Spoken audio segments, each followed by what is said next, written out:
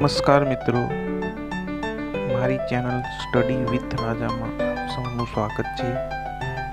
આપણે એકમ કસોટીની તૈયારીના ભાગરૂપે આજે કાવ્ય 2 એક જ દે ચિંગારી જોઈશું અને અધ્યયન નિષ્પત્તિ આધારિત પ્રશ્નોના જવાબ એમાંથી મેળવીશું અને તેની સમજ પણ મેળવીશું.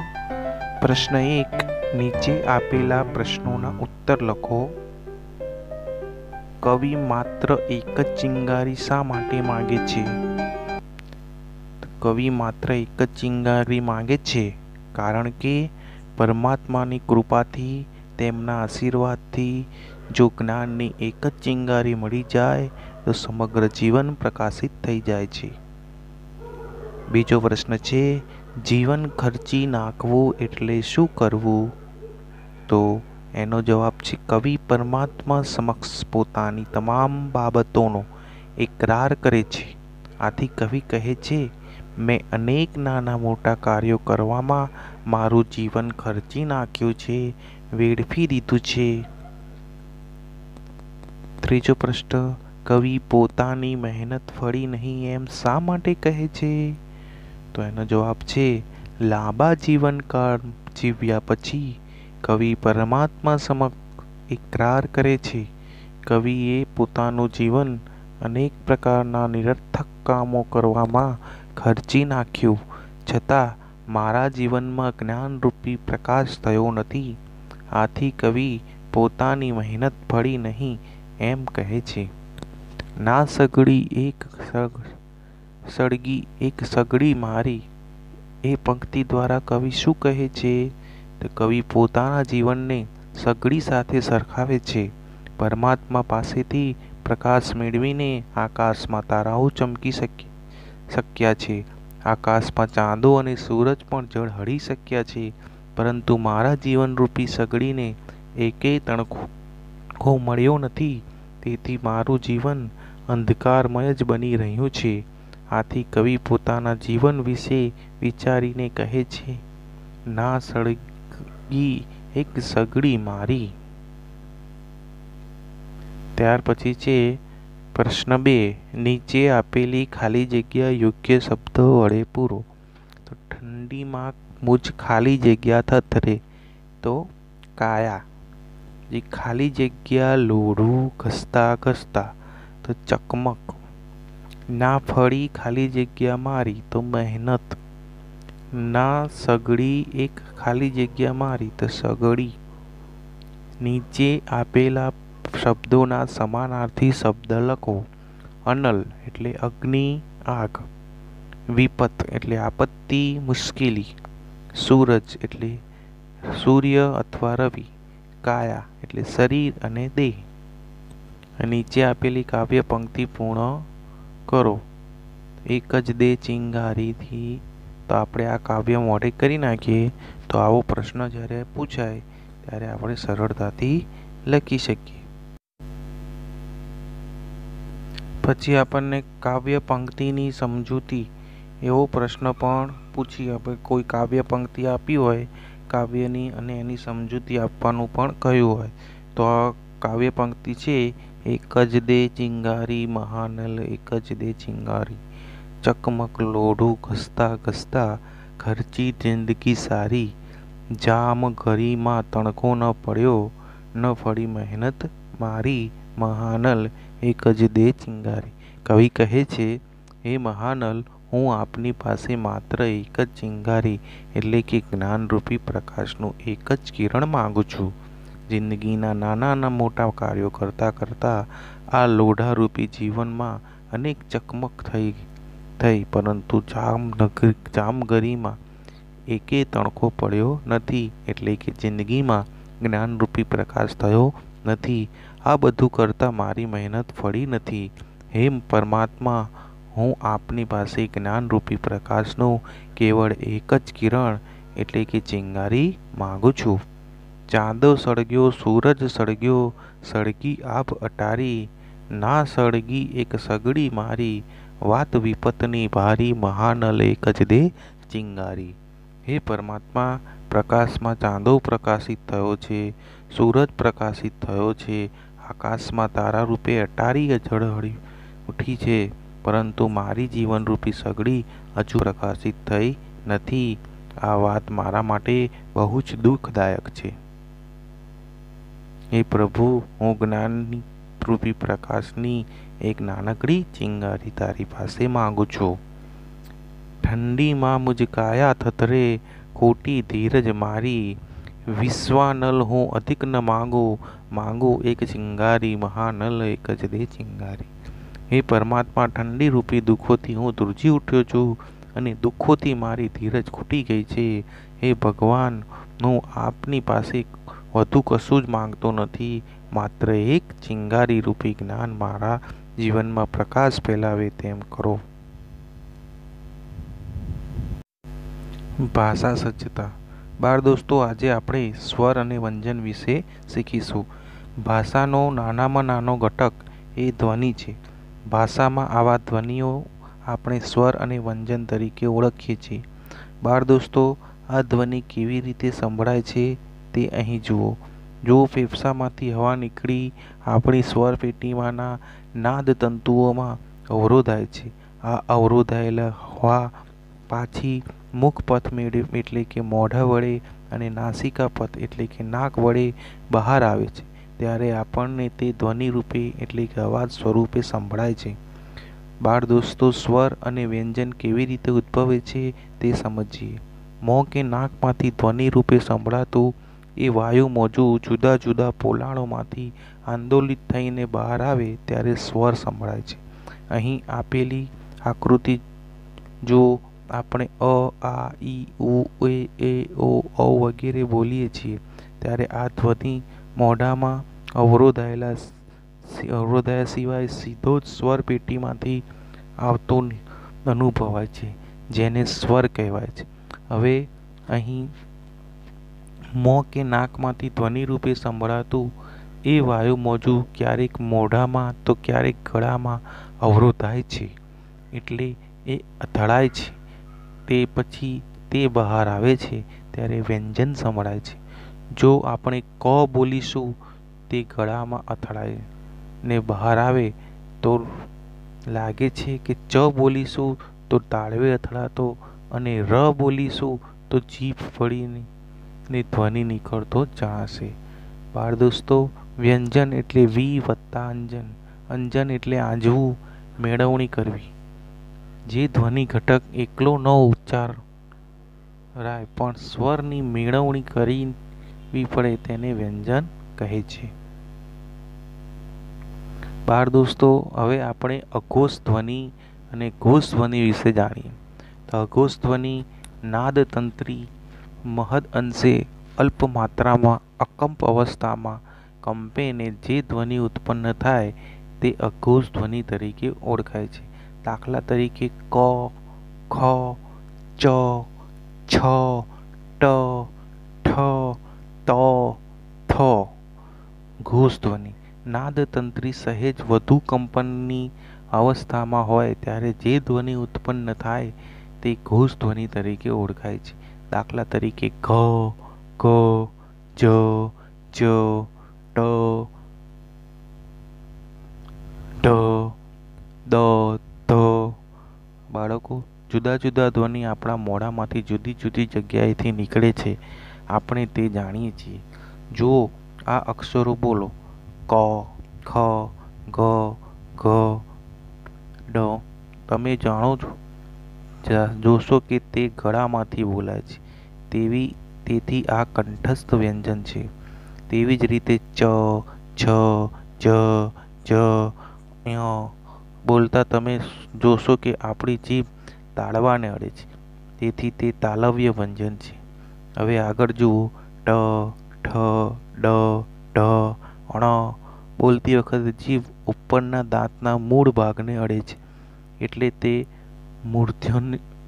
મૂર્ધન્ય વ્યંજન છે. હવે આગળ જુઓ ત, થ, દ, ધ, ન જેમાં વ્યંજન બોલતી વખતે જીભ દાંતને અડે છે, આથી તે દંત્ય વ્યંજન છે. હવે આપણે ઓષ્ઠ વ્યંજન વિશે જાણીએ. અહીં તમે પ, ફ, ફ બ ભ મ બોલાયેલ સાંભળ્યું ને, તે બોલતી વખતે હોઠ એકબીજાને અડે છે, તેથી આ ઓષ્ઠ્ય વ્યંજન છે. બાળ દોસ્તો, આગળ વધતા પહેલા આપણે અલ્પ પ્રાણ અને મહાપ્રાણની સમજ મેળવી લઈએ.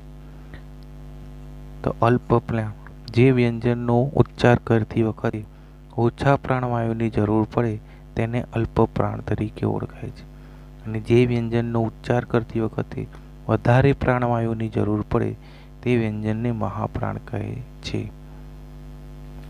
અહીં કોષ્ટકમાં જુઓ, કંઠ્ય તો ક, ખ, ઘ, ઘોંઘળો, બરાબર, હ, આ બધા કંઠ્યસ્થ. તાલવ્ય ચ, છ, જ, જ, ય, શ, આ બધા તાલવ્ય છે. પછી મૂર્ધન્ય ટ, ઠ, ડ, ઢ, અણ, ર, સ, આ બધા મૂર્ધન્ય. દંત્ય ત, થ, દ, ધ, ન, પ, ન, લ, સ, એ દંત્ય છે. ઓષ્ઠ્ય તો પ, ફ, બ, ભ, મ, અને દંત્ય ઓષ્ઠ્ય તો વ, બરાબર. હવે એમાં અલ્પ પ્રાણ તો ક, ચ, ટ, ત ને પ અલ્પ પ્રાણ છે. મહાપ્રાણ તો ખ, છ, ઠ, ત, ફ. અલ્પ પ્રાણ ગ, જ, ડ, દ, બ. મહાપ્રાણ ગ, જ, ઢ, ધ, ભ. તો કોષ્ટકમાં ક વ્યંજન કંઠમાંથી નીકળે છે અને ઓછા પ્રાણવાયુની જરૂર પડે છે, તેથી ક એ અલ્પ પ્રાણ છે. તેવી જ રીતે ખ વ્યંજન કંઠમાંથી જ નીકળે છે, પરંતુ ક અને હ ભેગા મળી જતા વધુ પ્રાણવાયુની જરૂર પડે છે, એટલે ખ એ મહાપ્રાણ છે. હવે કોષ્ટકમાંના બધા જ વ્યંજનો તમે જાતે જ બોલો અને નક્કી કરો તે અલ્પ પ્રાણ છે કે મહાપ્રાણ છે, તથા તેનું સ્થાન ક્યાં છે. બાળ દોસ્તો, હવે આપણે અનુનાસિક ધ્વનિ વિશે જાણીએ. અનુનાસિક ધ્વનિ મોં કે મુખનો માર્ગ અવરોધને કારણે બંધ થઈ જતા હવાનું મોજું નાક દ્વારા પસાર થાય ત્યારે અનુનાસિક ધ્વનિ સંભળાય છે. અહીં જે ચોરસમાં શબ્દો જે છે એ અનુનાસિક ધ્વનિના છે. અણ, ન, મ જેવા જે ધ્વનિ છે અનુનાસિક ધ્વનિઓ છે. બાળ દોસ્તો, હવે આપણે વર્ણ અને અક્ષર વચ્ચેનો ભેદ જાણીએ. મોટે ભાગે આપણે વર્ણને જ અક્ષર કહીએ છીએ, પણ ભાષાના વિદ્યાર્થી તરીકે તેનો ભેદ સમજી લેવો જરૂરી છે. વર્ણમાં સ્વર અને વ્યંજનનો સમાવેશ થાય છે, જ્યારે અક્ષરમાં માત્ર સ્વરની તીવ્રતા હોય છે. દાખલા તરીકે પ્રાંત શબ્દ જુઓ, પ, ર, વત્તા આ વત્તા ન વત્તા ત વત્તા અ. આ શબ્દોમાં 6 વર્ણ છે, જેમાં સ્વર અને વ્યંજન બંનેનો સમાવેશ થયો છે, પણ અક્ષર 2 જ છે, જેમાં સ્વરનો સમાવેશ થાય છે.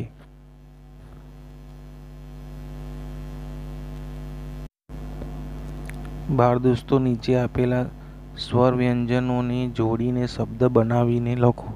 તો ખ વત્તા અ વત્તા ર વત્તા અ વત્તા ચ વત્તા ઈ તો ખરચી. ત વત્તા અ વત્તા ણ વત્તા અ વત્તા ખ વત્તા ઓ તો તણખો. ચ વત્તા ઈ વત્તા ન વત્તા અ વત્તા ગ વત્તા આ વત્તા ર વત્તા ઈ ચિંગારી. બાળ દોસ્તો, નીચે આપેલા શબ્દોમાંથી ધ્વનિઓ છૂટા પાડીને સ્વર છે કે વ્યંજન તે જણાવો. જન તો જ વત્તા અ વત્તા ન વત્તા અ. સળગી સ વત્તા અ વત્તા ણ વત્તા અ વત્તા ગ વત્તા ઈ.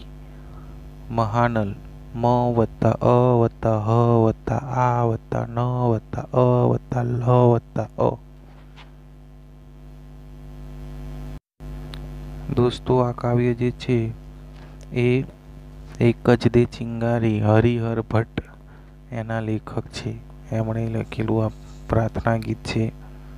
એક જ દે ચિંગારી માનલ, એક જ દે ચિંગારી, ચકમક લોઢું ઘસતા ઘસતા ખર્ચી જિંદગી સારી. જામનગરીમાં તણખો ન પડ્યો, ન પડી મહેનત મારી, મહાનલ એક જ દે ચિંગારી. ચાંદો સળગ્યો, સૂરજ સળગ્યો, સળગી આપ અટારી, ના સળગી એક સગડી મારી, વાત વિપતની પારી, મહાનલ એક જ દે ચિંગારી. ઠંડીમાં મુझ કાયા થથરે, ખોટી ધીરજ મારી, વિશ્વાનલ હું અધિક ન માંગુ, માંગુ એક ચિંગારી, મહાનલ એક જ દે ચિંગારી. શબ્દ સમજૂતી છે. ચિંગારી એટલે જ્ઞાન અથવા સમજનો તણખો. મહાનલ એટલે અગ્નિ સ્વરૂપ પરમાત્મા. અગ્નિ તે ચૈતન્યનો, પ્રાણનો અગ્નિ. ઠંડીમાં એટલે જડતાની, નિષ્ક્રિયતાની વૃત્તિ જેવી ઠંડીમાં. હવે ભાષા સજ્જતા આપણે આગળ જોઈ ગયા છીએ.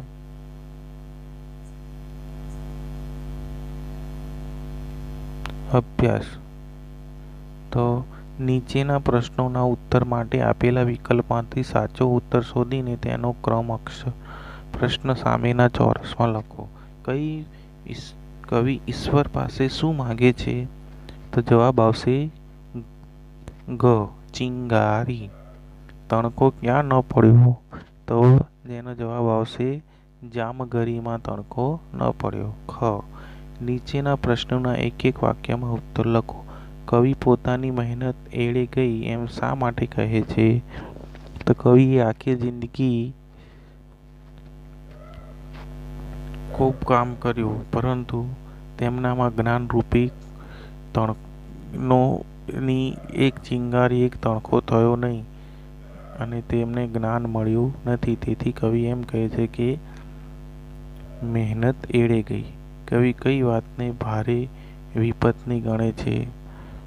તો કવિનામાં જે જ્ઞાનનો તણખો ન પડ્યો એના કારણે તેમના જીવનમાં જે દુઃખ આવ્યા, આ વાતને તે ભારે વિપતની ગણે છે. નીચેના પ્રશ્નોના તમારા શબ્દોમાં ઉત્તર લખો. કવિ માત્ર એક જ ચિંગારી શા માટે માંગે છે? કારણ કે ઈશ્વર તરફથી જ્ઞાનનો માત્ર એક જ તણખો એ આપણું આખું જીવન સુધારી શકે છે. માટે કવિ ઈશ્વર પાસે એક જ ચિંગારી માંગે છે. જીવન ખર્ચી નાખવું એટલે શું કરવું એ વિશે આગળ આપણે જે પ્રશ્ન છે એમાં જોઈ ગયા. મહેનત ફળવી એટલે શું એ પણ આપણે જોઈ ગયા. જામગરી શબ્દ અહીં કયા અર્થમાં વપરાયો છે? તો જામગરી જે શબ્દ છે અહીં કવિની જે જિંદગી છે એના માટે વપરાયો છે. નીચેના શબ્દોના બે સમાનાર્થી શબ્દો લખો. તો આ જે છે એ પણ આપણે આગળ જોઈ ગયા છે. હવે નીચેના શબ્દોનો ઉપયોગ કરી 10 થી 12 લીટીમાં એક ફકરો લખો. એમાં મંદિર, બંદગી, કુરાન, દેરાસર, અગિયારી, કલ્પસૂત્ર, બાઇબલ, ગુરુદ્વારા, ગ્રંથ સાહેબ, ત્રિપિટક, પેંગોડા અને ભગવદ્ ગીતા, આ બધા જ જે ધર્મ ગ્રંથો છે એમનો ઉપયોગ કરી અને આપણે ફકરો બનાવવાનો છે. નીચેના શબ્દ વચ્ચેનો સંબંધ સમજાવો. સઘળી અને આભ હટારી, કાયા અને માયા, થથરે અને ફફડે. તો